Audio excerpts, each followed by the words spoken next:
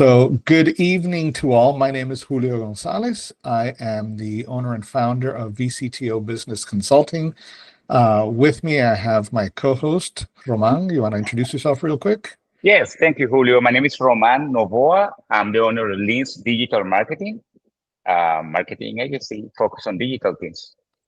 And together, we own BizPath US, which is a company that was founded to help small and mid-sized businesses communicate with one another.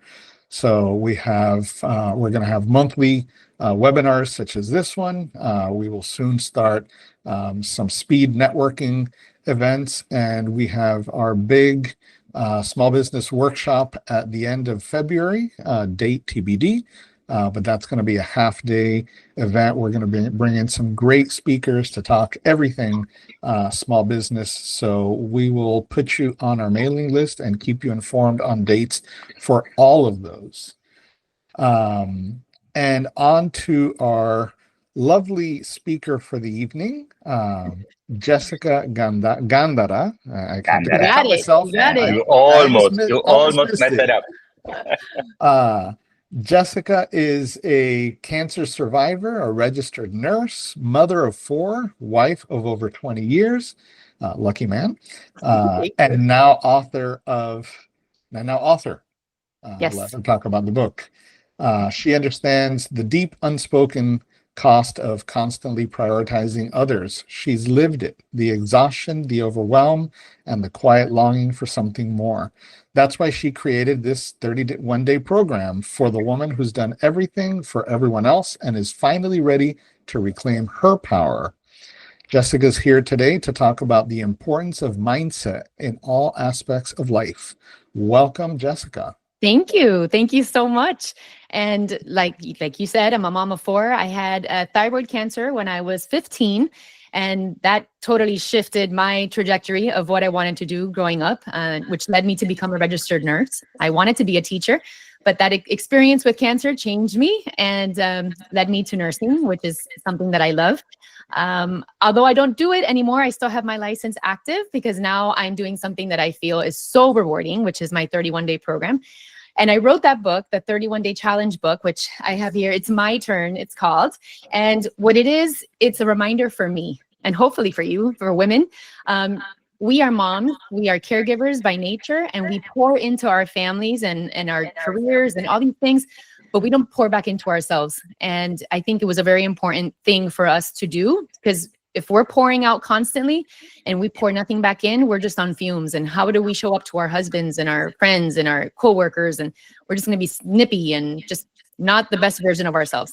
So that's what the program is. But to talk about mindset, which is part of my program, because it's something that I truly believe and live with every single day of my life. I believe that mindset shapes how we see our coworkers, our families, our friends, our world. It's a very integral part of our lives.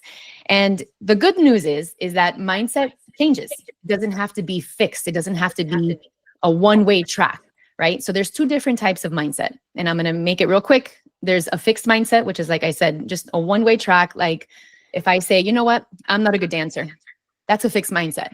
But if I change it, and I create a growth mindset, I can say, I may not be a good dancer now, but I will get better because I'm going to take lessons, or I'm going to watch a YouTube video, or I'm going to give it my best.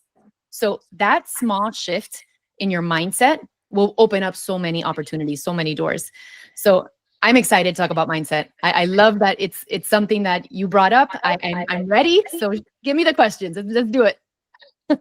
Mindset, like you're saying, is absolutely critical. And I will start with one of my own questions, because I experienced this very recently. Everyone talks about having that growth mindset and affirmations and things like that. I was in a situation where I was just so stuck that it didn't matter how much I tried to change my mindset. There was just not looking beyond that situation. How do you tell people that are stuck in a difficult situation, or teach them how to change that mindset to break out of that?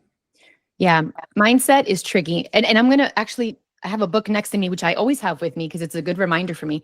I get nothing out of promoting this book, which is the Gratitude Diaries. For me, this book was like a Bible for me. I was in a very difficult situation, just like you were, but it was more personal.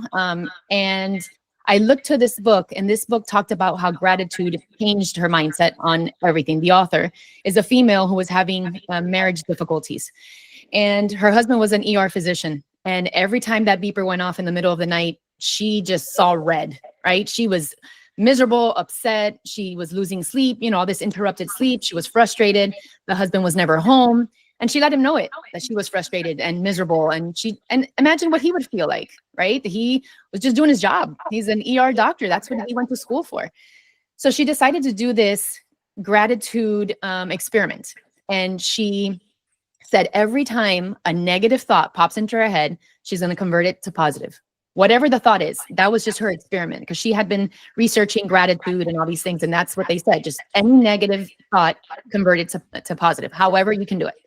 Every time that beeper went off and she woke up from her, and got interrupted sleep, the minute she saw the red, she took a deep breath and said to him, "Thank you for getting up. I know you must be tired. You've had a long night. So thank you for getting up. I'm sure someone's going to appreciate you going to save them in the ER." And she would go back to sleep. Sometimes she felt it, sometimes she didn't, but she still did it. She went through the motions of small, consistent, steps, saying these positive things. He would get, called during dinner. "Thank you for leaving your dinner to go help save someone's life. I appreciate that." All those little steps completely changed their marriage, saved their marriage. And that's why I look at this book, because when I was going through a dark time with my older son, who ended up, I had to end up sending him to a boarding school because he had a very rough teenage stint. Period. Yeah. And all the negative thoughts, I'm a horrible mother, I'm a failure, all these things, come to your mind. I was able to say, like, wow, there's resources for kids like mine. This is not the end all. Like, he can find help. There's going to be someone to help him. It wasn't the doom and gloom of like, oh my gosh, I'm a failure, I'm sending my kid away, I can't figure this out. It's like, wow, there's an opportunity for my child to learn from someone else. So it's small, consistent steps where you can just shift it. It's not easy. I didn't always feel so chipper and like, oh wow, that's great. Didn't always feel that way. But I think if you're in a situation, business or whatever, if you can step back from the emotion and just analyze what's going on, like you're having this tough moment trying to figure something out. Wow, at least I have a business that's functioning. I don't know this particular part of it, but I can ask somebody. I can, find a coach. I can reach out to a colleague. I can, there's avenues for me to figure this out. It's not an end all. This is not a wall that I can't walk through. Does that answer the question? It does. And you just said something that, as soon as you said about being chipper, it's like, whoa, that's the follow-up there. One of the things that I found is that happiness is a choice. Absolutely. We can be upset at the world and all the challenges that life throws at us, but we can choose how we react to that. Absolutely. And not to say that life isn't tough, because sometimes, you get, job termination, a family member passes away, and it's, it's not like you're going to be chipper necessarily at those moments, but life goes on. Yeah. And your reaction to that is critical. It's your choice. So your choices are absolutely critical, when it comes to mindset. I'm a big reader, or audio reader. I don't sit down to read a book because I'll fall asleep. But there's an audiobook by Matthew McConaughey, and it's called Green Lights. And it's when you have something happen to you. Basically, this is in a nutshell. When you have something happen to you that's negative, that's a red light. It kind of stops you in your tracks and it just rocks your world, right? That red light, that awful experience doesn't have to stop there. That can eventually turn into a green light. My cancer diagnosis, that was a big red light, right? I was 15 and I thought I had a tag on my toe and I saw myself in a drawer already. I was 15. I thought this is it.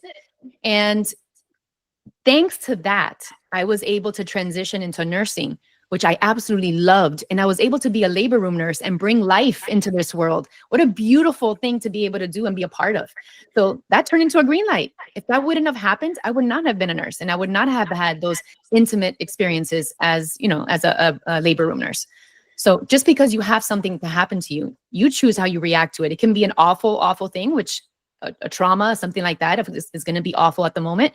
But if you can step back and just say, okay, that happened, but I'm not going to let it define me. I'm going to find the lesson in this situation, and then I'm going to put it to use.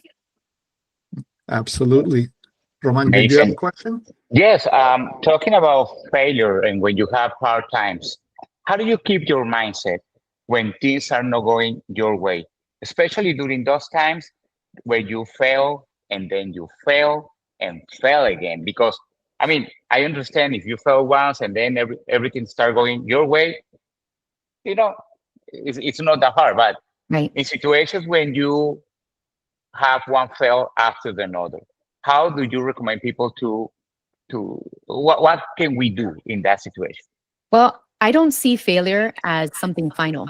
I think failure is just a stepping stool. Like I see it as a challenge, not as, this obstacle that's stuck there in my way. I see it like, okay, this is an opportunity for growth. Like I said, you don't have to be chipper. You don't have to be like, oh, great, I failed. Now I'm going to learn more. Like, it's not going to feel good, but you're going to be like, okay, this didn't work. What did I learn from this experiment or experience? What can I learn from here? Do I need to pivot? Maybe this is not for me. Maybe I have to go this route. So for me, it's learning. It's a winning and learning. I don't lose, right? Like if this interview turns out to be a bomb, I completely bomb it, right? And it's awful, and everyone's talking awful things about it. I can take that response and just go to my bed and just hide and be like, I'm never going to talk again. I'm never going to do a webinar again. Or I can read the feedback, analyze it, be open to the feedback, and be like, okay, where did I mess up? What did I do? Well, I said this too many times, or, I went completely off topic, or, okay, I'm going to tweak that the next time and see what happens.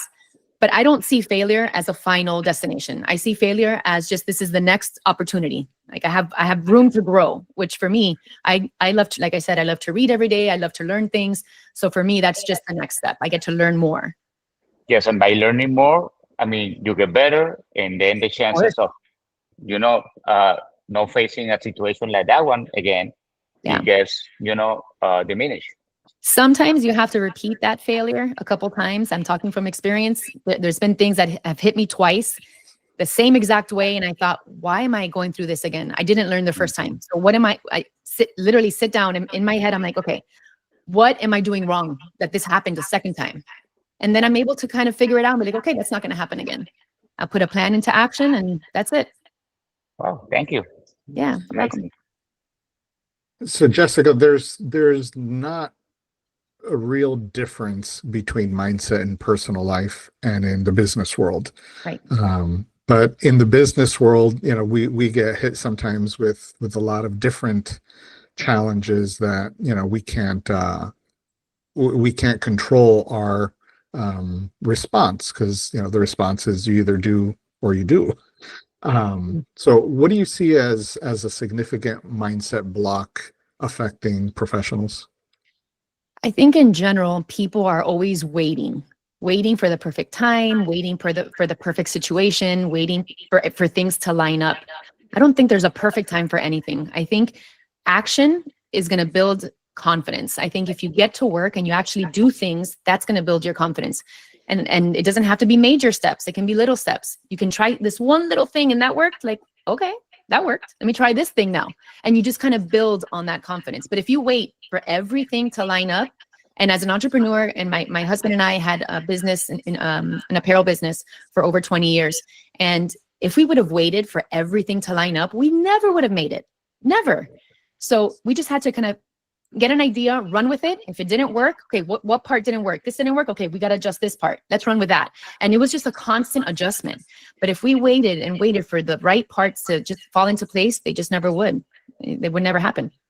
I think it's common practice when something doesn't go our way, just to put all the energy on that, and then don't realize that you have a lot of stuff going on that is going okay. You nailed it. That's absolutely right.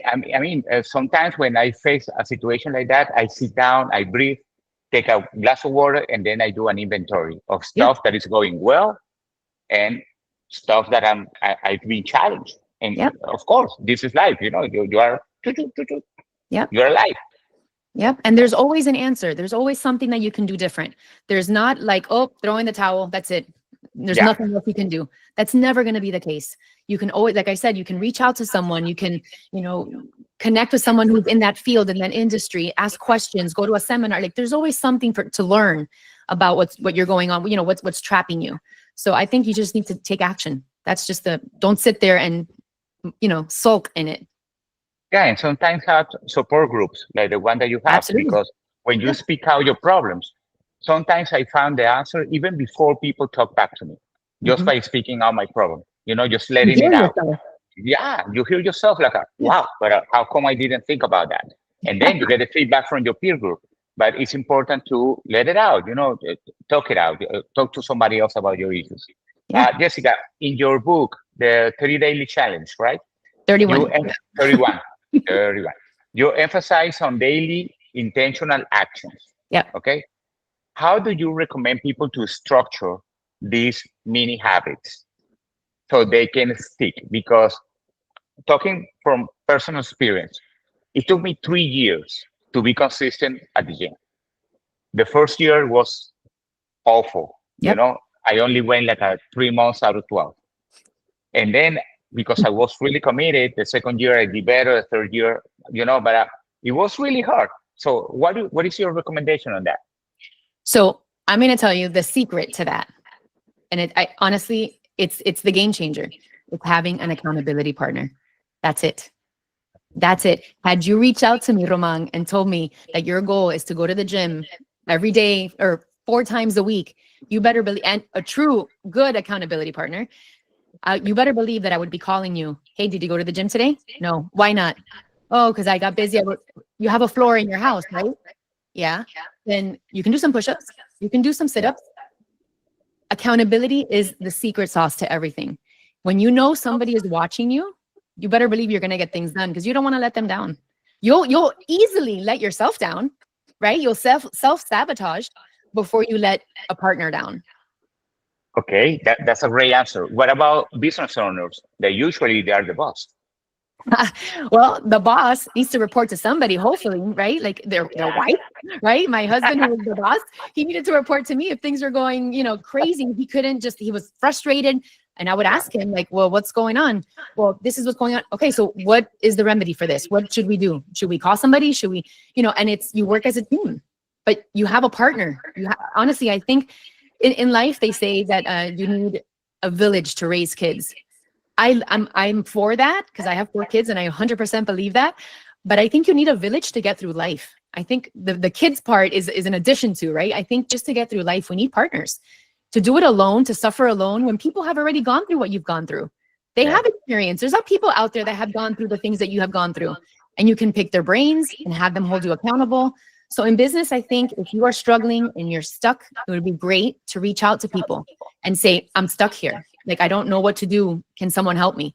So that's kind of where I'm at with that. I think accountability and having a partner is the key. Jessica, why would you say that? And this is almost a sociology question, right? But why do we have to go through discomfort to learn our lessons? It's very unfortunate, right? That we have to suffer. Like there's enough suffering in the world already. But I think that if you don't suffer, there's no growth. If you're comfortable, if you're very in your office, all cush, and you just have to press a button and you get X amount of money, there's no incentive to grow. There's no incentive to push, right? But if you know that there's something, pending that you need to kind of figure out or whatever it is, and you don't know it, but like if you have to push that button, but there's something that you need to push that button, you don't know what it is yet, and you won't get paid unless you push it. Like there's going to be scrambling, and then I got to YouTube it, I got to chat GPT it, I got to do whatever to figure out how to push that button. You better believe you're going to grow. You're going to figure it out. But if you have no incentive, no consequence, no nothing, then that's it. It's just easy. So unfortunately, discomfort is part of growth. It's the only way we get pushed to get out of our comfort zones. We stretch our comfort limits a little bit at a time, and then that's how results show up. And going back to your prior statement on Román going to the gym, that's where accountability partners come in to cause some of that pain. Yes, absolutely. There in the 31-day program, there was a girl who had said that she wanted to quit smoking. And I said, okay. And she said, I want you to be my accountability partner. Because in the program, I give you a partner. But she said, I want you to be my partner. And I said, are you sure about that? I said, because I am a no excuse girl. Like, are you sure about that? She's like, yes. I said, okay. So I told her, if you make it to a certain amount of days, her dream was to quit smoking and then be able to run a 5K. So I said, okay, no problem. We'll do that. And every day I would check it every single day. I had it in my calendar, check in with so-and-so. I checked in with her. How was today? Today was rough, but I did it. No smoking. Okay. Out of about 30 days, she missed one day. One day she smoked. And when she had to report to me, she was miserable. She's like, I don't even, she was, I feel sick just telling you that I did this. She's like, I'm so upset at myself. But rest assured, this will never happen again. And now we're booked to run her 5K. Like we're going. And it's because I was there. Like, excuse me, you said you weren't going to do that. Like, why are you doing this? You know? So accountability is the secret sauce. So tell us about some of the 31 daily challenges. We cover a mix of things. It's I have the women's portion and my husband has the men's portion. But the structure is the same. 31 challenges. We attack them one day at a time in a WhatsApp group. And we give each other accountability partners. And the topics range from finances to relationships to mindset to all different types of things. We cover like the gamut on everything. And every day there's a physical challenge because I'm very much a believer in being healthy and fit. So I'm very glad Román is on track. So we have a physical challenge at the end of every day and a personal development, get out of your comfort zone challenge. And we discuss them through WhatsApp. And then once a week, we wrap it up and we have a Zoom call. Like, okay, Julio, what was day 1 through 7? What was the hardest one for you? And you can say the first week, one of them is your inner circle. And it's figuring out who should be, in your circle. Just because you have a sister and, she's my sister, but, she's toxic to me. Well, she does not need to be in your inner circle. Push her out to the outer one. You have to, be with her 24/7, telling her everything going on in your life when the response is going to be toxic. You need the people in your inner circle who are going to be there to support you, to uplift you, to encourage you. So maybe you'll tell me, that day was tough because I noticed that my sister, my mom, my best friend are really not the right people for me. So things like that. We have another one where you have to write an apology letter, which is uncomfortable. Right? Who wants to say, I'm sorry, I messed up? It's uncomfortable. That's a tough one. Yeah. It is a tough one. So you have to pick someone in your whole life that you've wronged and you haven't closed that chapter yet and say, you know what, I'm going to write an apology letter. And you just write the apology letter and you say, I'm sorry it's taken me so long, but I've come to terms with the fact that I was wrong here. This is what I did. So there's challenges in, like I said, health, finances, relationships, mindset, and everything. I mean, where do you see that people struggle the most? In what area of life? Oh, that's a good question. I think in their goals, they all set goals and no one achieves them. First of all, because there's no accountability.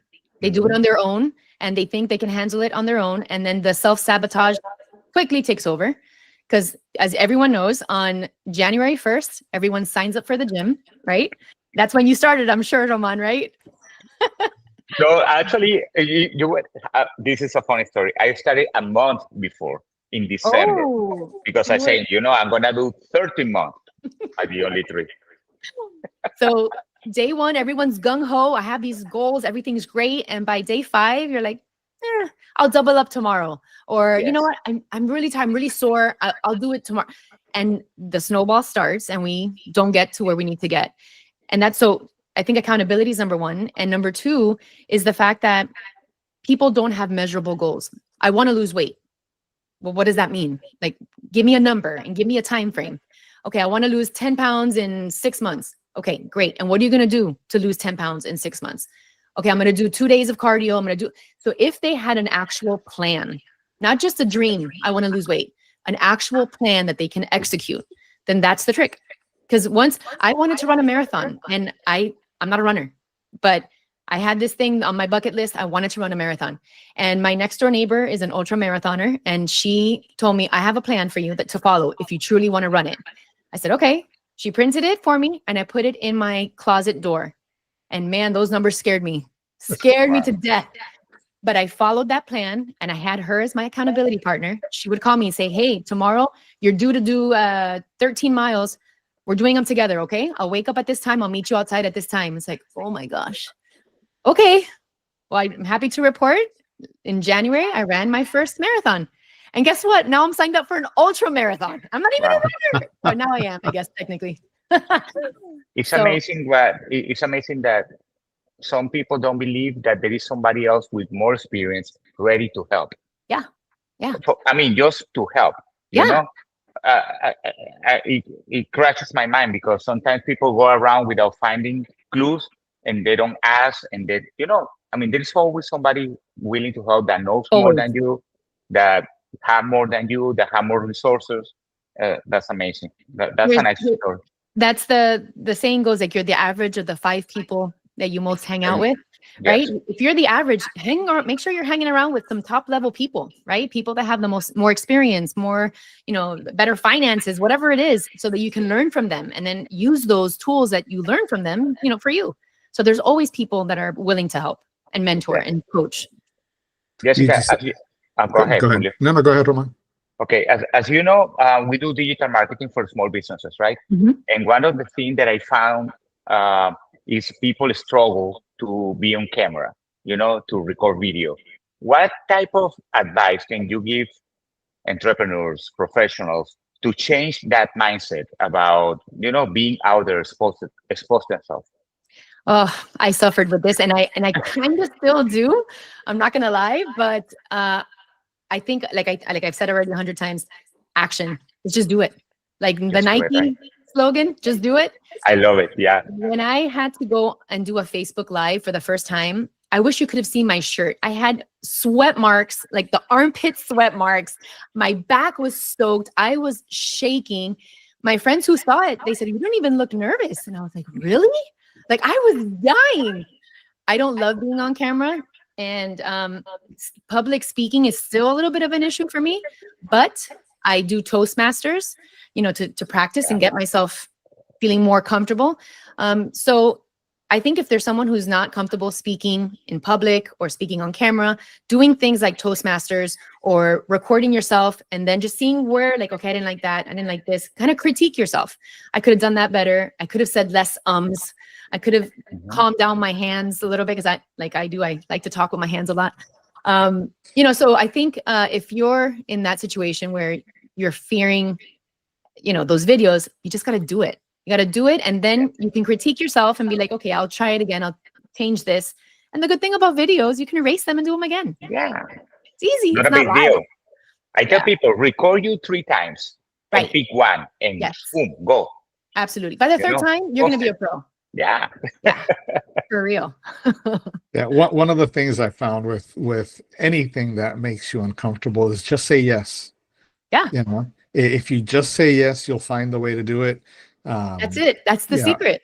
I got invited to host a live cast over the holidays, and I'm like, sure, why not? They needed somebody. Turned out to be a 4-hour MC role. Oh my gosh. And emceeing this whole event, and it's like, what the heck are you doing? But I was there, and band killed it, I'm sure. and here it goes, and it was a ton of fun. Yeah. And I show people the video, and they're like, how did you sit there for 4 hours just flew by, and it did a great job in helping me, feel more comfortable in front of the camera. Yeah. Just say yes, be uncomfortable. It's okay. You're not going to die. No one's going to be there and going to shoot you as soon as you're done with your talk. Hopefully not, right? so depends what you're talking about, but what's the worst that can happen? What's the worst that can happen? You bomb it. Like I said, what if I did a complete awful job in this interview? What's the worst that can happen? My health is still intact. I still have a family. I still have a house, right? Like, what's the worst that can happen? So you're right. That's absolutely right. You've That's touched amazing. on these a little bit, but what are some small daily habits that you recommend to help build mental discipline? Number one, positive self-talk. I think that is so important. And I think if you wake up every day and you say something positive about yourself, it just sets the tone for your day. So, and you can have affirmations all over your house, on the mirrors, you can do all these things, but I think, your brain is listening. The way you talk to yourself is so critical because your brain is going to believe anything you tell it. So if you say that you're a disaster, you're a bad person, I'm so stupid, I can't believe I did it, all this type of talk, your brain is going to listen, and then it's going to send you signals making you feel really awful, right? And just kind of, it's a, what do you call it? Like a fulfilled prophecy. What is self-fulfilling prophecy. Self-fulfilling prophecy. Thank you. Yeah. So number one is self-talk. You need to talk to yourself better. I think that is just the most critical thing you can do. I'm such a firm believer on how you speak to yourself, and even visualizing. I think if you visualize something the way you want it to be, like I said about your brain, how powerful it is, your brain doesn't know the difference between something that's reality or something that's made up. It does not know the difference. So if you picture yourself like some badass speaker, like I'm going to go on there and I'm going to kill it. Or I can be like, oh my God, I'm so nervous, I'm going to screw this up. You're training yourself, right? You're preparing yourself with one way or the other. So I think that's just the really most important thing is self-talk. And to tie that back to something Román said earlier, your self-talk, make it verbal. Stand in front of the mirror and actually talk to yourself so that you can hear yourself. Because it really makes such a huge difference, just sitting there thinking, I'm going to do fine, I'm going to do fine. But if you hear yourself saying, I'm going to do fine, you're more apt to do fine. Absolutely. A quick story, which I found crazy. I was going to my first time ever jury duty, right? And I've never done it, so I didn't know what to expect.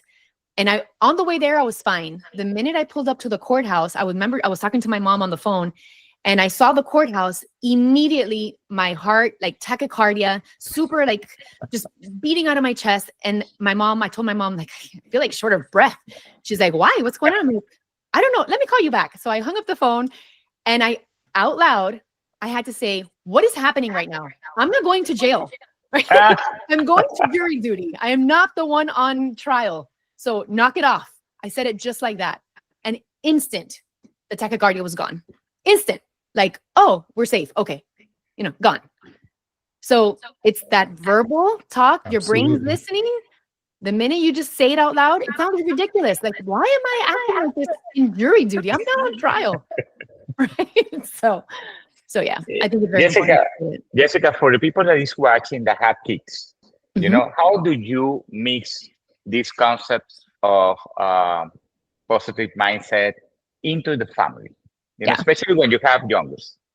Well, I can tell you, just recently with my daughter, she does gymnastics, and one of her best events is beam, which is I don't know if you know gymnastics. It's a very thin, like, yes, I know that. The balance on and all that. It's incredible. It scared me only by looking at it. Yeah, me too. Yeah.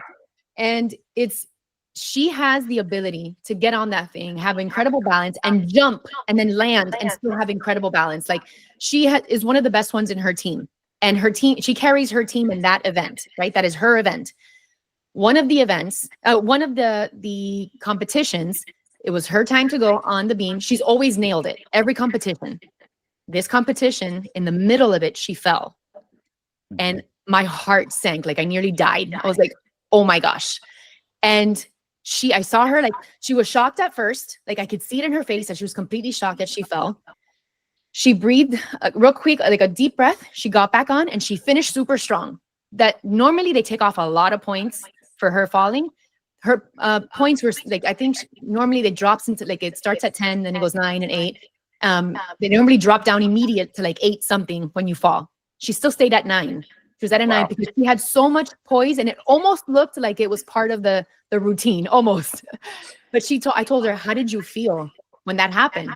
She's like, I had to get through it. So I made sure, I'm like, I can finish this. This is my routine. This is my event. I know I can finish this strong. She's like, so she did. And she looked completely unfazed. As soon as she finished, she got very emotional. She was crying. But she was in that most intense moment. She was able to be like, no, this is my event. I got this. I know how to do this. There's no reason I can't finish this. So she quickly got on and she finished. So You know that I had an experience quite similar. I'm a commercial pilot, and when I was in school, being a student, I had an emergency, and I was flying solo. So my landing gear didn't deploy oh correctly. So, and I was by myself, and I only had like 80 hours or something like that. So the instructor went to the tower, and then he was guiding me. Okay, but I honestly remember his voice. Hey, are you okay? Yeah, we're gonna do this. Don't worry about it. Like nothing is happening. And I went through the whole emergency procedure. I mean, we all confident, nothing happened, thank God. But when they came to pick me up from the airplane, I couldn't move. I was in shock completely. They had to remove me from the airplane.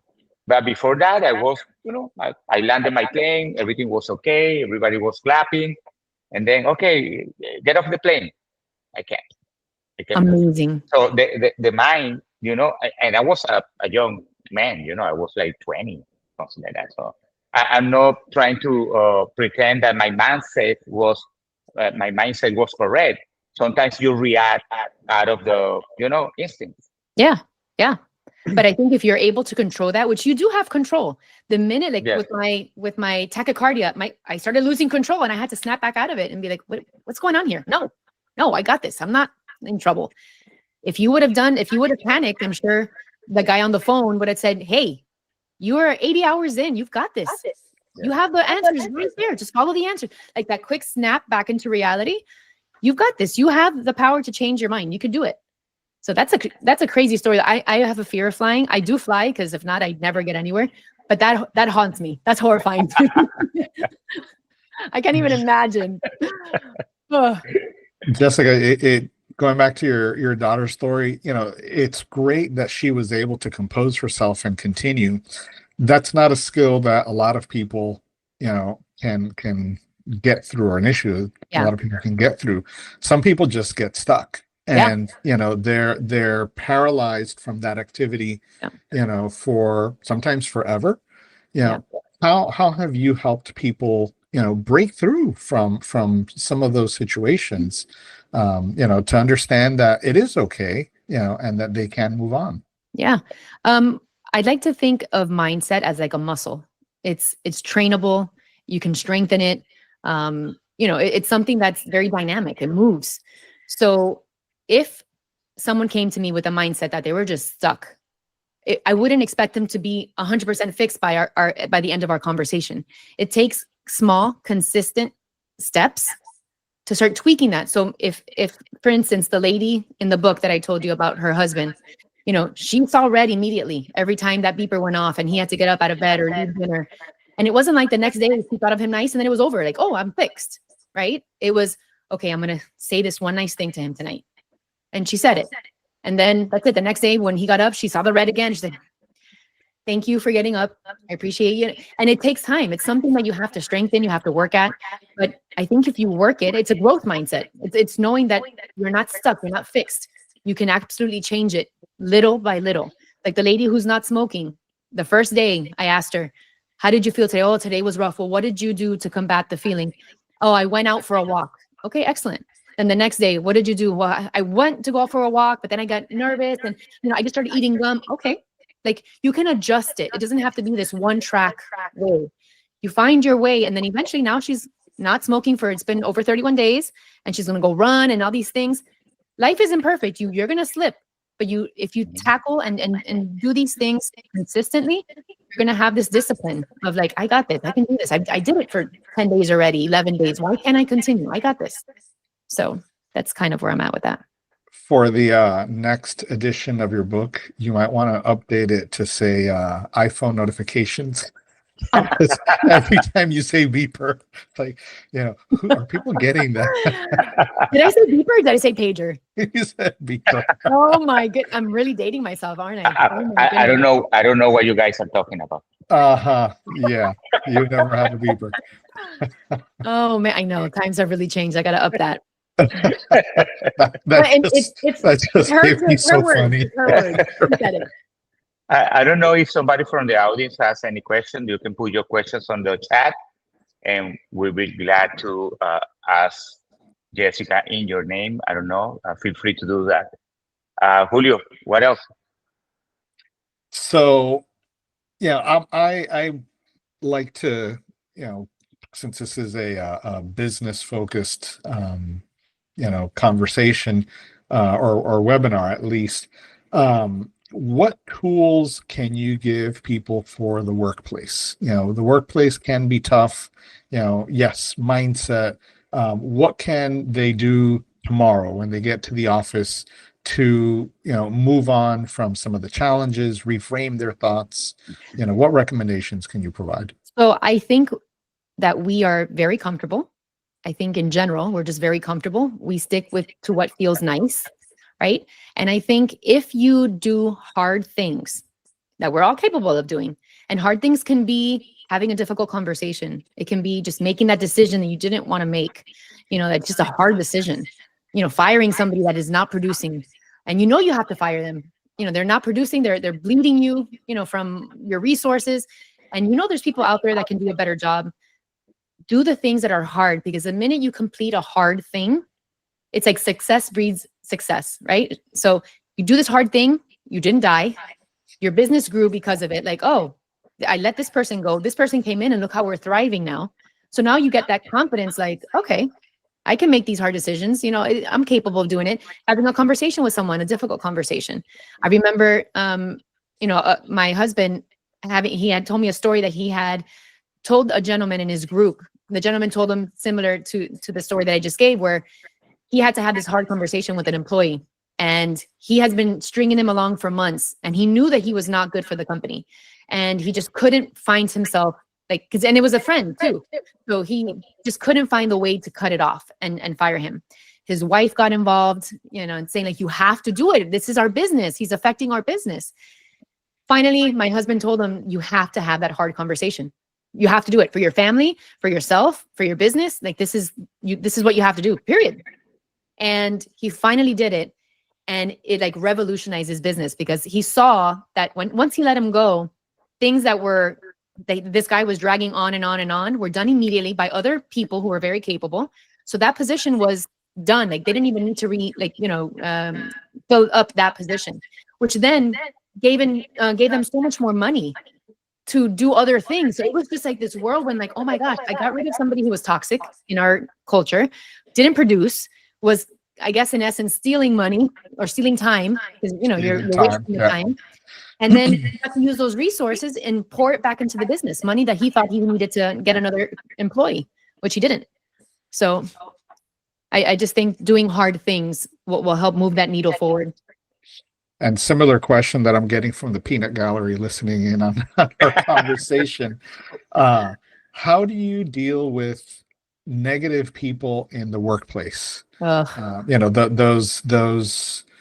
people that are always the naysayer, this is never going to work. And, how do you, because they're a lot of times your peers, not your subordinates. If it's your boss, it's even worse. But how do you deal with some of those folks? It's really hard. I always consider them almost like bullies, right? Like, they're just bullies. They're just negative Nellies. And I like to treat everyone with kindness. So if I present something and they don't like that idea, like, oh, I don't think that's going to work. Okay, maybe it won't, but maybe it will. So I'm going to give it a shot, because what's the worst thing that can happen, right? So you don't have to be like, oh, taking it personal, be like, you're right. Maybe it won't, but maybe it will, right? Kind of just a little shift. My daughter had an episode of some real bullying at school, and I said, the minute you let them know that it's affecting you, that's your prime target. That's it. You've opened the door for them to attack you. Yeah. You cannot let them get to you. So the minute they start bombarding you with things, you can be very nice and be like, oh, you think that way? Oh, I don't think that way. I think this, or whatever, Yes. oh, I'm sorry you feel that way. I feel great. Whatever. The minute you show weakness and stop, or in a kids, you're not going to do that work. But if you show at work, I mean, you could, but it'd be weird. If you show, I've seen some of it. Oh gosh. If you show at work that something is bothering you, and you start acting snippy, and you have an attitude, and you just, then they know that they got to you, and they're going to keep on with that type of, activity and attitude. So the minute you may be like, I'm sorry you feel that way. I don't feel that way. I really think that we could do this or that, or you know what, who knows, maybe you're right, but we can try it this way and see what happens.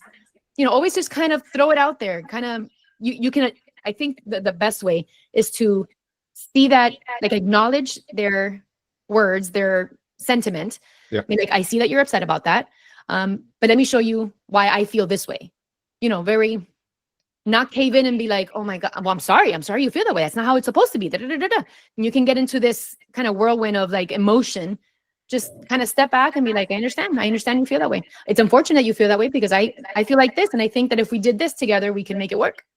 Very no emotion, yeah. Like, well, you did this to me type of thing. So.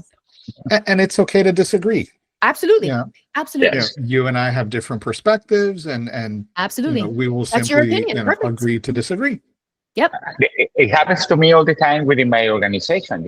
Sometimes I have to disagree with people that is below me, and I take the opportunity to say, okay, let's try that way, but let's try and let's see the results and let's see who was right. That's a nice opportunity to do something like that too. And that's fantastic because you're giving them the opportunity to do what they think is right. And who knows, if it works, great. It's hard because I strongly believe that I'm right, but at the same time I say, what if I'm not? Right. So it's a win-win for you because you're empowering them, right? You're saying, that's your idea, great, lead with it, go with it. And if it doesn't work, then we'll try my idea. If their idea works, you win. And if your idea works, then you win. So either way, it's a win. Either way, we all win. Yeah. Absolutely. So Jessica, tell us what is next for Jessica Gandara. Got it right. Yes, I did. I'm surprised. Right. One and a half. So personally, it's my ultra marathon that's coming up in January. But professionally, that's a great question. Every day I'm trying to grow that sisterhood that I talked to you about. It's those rock star women, and we're bringing in great guests and authors. Like have you heard of the love languages? Mm-hmm. Yes. Well, Dr. Gary Chapman has come speak to us and given us like a little seminar. So awesome. we're getting some great authors to come and teach us. So my focus right now is just being surrounded by amazing women who don't necessarily have everything figured out. It's just they have the drive to figure things out. They want to work. They want to put in the work, the self-care, the self-work. And in turn, that inspires me and motivates me to want to do the same. So I don't have like a goal for the 31 daily challenges. I just have this idea of keep getting women into my circle that I can learn from and see where it takes us. I'm going to be traveling to the areas that have like concentrations of the sisterhood, do events there, and just like I said, surround myself with the right people. And who knows what happens. Any additional books in the future? I always say I'm never going to do something, and then I always end up doing it. I was never going to run, and I ran a marathon. I was never going to write a book. When my husband wrote his part of the men's group, he did it first. He started the men's group. He said, you should do a women's group. I'm like, absolutely not. Absolutely. I will never do a book. Who am I to write a book? Absolutely not. And sure enough, here I am. The same thing. Like, I will never listen to country music. I'm obsessed with country music. So I don't have a good track record when I say I'm never going to do something. So I don't know. I am open to everything. I'm a yes girl. Like, should I do this? Yes. The answer is yes. Just like you said, Julio, just like you said, anything that gets presented to me, when Román reached out to me and say, hey, there's this webinar. Yes. Yes. What am I going to say? I'm not sure yet, but yes, sign me up. Let's do it. So it's all about, this is like my yes year. Whatever it is that gets presented, it's yes. And I'll figure it out when I get there. And thank you so much for being with us here. Yeah, I love it. It's so fun. Yeah, we highly appreciate it. Thank you. Thank you for having me. It's been an honor, truly. I'm sure it will be a highly successful year for you. And I wanted to thank our participants. Obviously, thank you, Jessica, for taking the time to share with us. Thank you. Román, my co-host. Román, do you have any closing comments that you want to share? No, well, maybe yes. If you don't follow Jessica yet, Jessica, can you share your social media channel so people can follow you? I mean, people follow Jessica. She's great. And I'm you can learn so much from her. Motivation, you got me. Yeah, this is the page to go. And be careful if you choose her as accountability partner. Okay, That is the truth. That is the truth. So my Jessica, Instagram share is my your name. information, please. Sure. My Instagram is my name. It's Jessica Gandara. So I guess, can you put it in the chat, Julio or Román? No, you know what? What I can do, we can do is send an email to all the participants with your Excellent. contact information. But if you want to speak it out, yeah. Yeah, so it's just my name, Jessica Gandara. That's my Instagram. And then if you're interested in the 31 daily challenges, our website is 31dailychallenges.com. So 31dailychallenges.com. And you'll see my husband's course there for men. You'll see mine for women. And if you use, for the women, if you use the code BizPath, which is Julio and Román's business, this Biz, BIZPATH as the coupon code, then you get the book for free. So next class, next class starts July 9th, and it's virtual. Everything is done through WhatsApp. So look forward to seeing anybody join our class. Wonderful. Awesome. Jessica, thank you so much. Thank you guys so much. I appreciate you. Yes, and thank you to all the participants, right, Julio? Yes, thank you so much. Absolutely. And remember, we will be sending you updates on our next webinar, on our speed networking, and on our big half-day conference in February. So keep an eye out for those in your email. And we look forward to seeing you all again here next month. And remember, mindset could be your greatest limitation or your greatest superpower. You choose. So I'm leaving you with that. Go. Wow. All right. Thank you, you, everyone. Have a fantastic evening. Thank you. Julio. Bye-bye.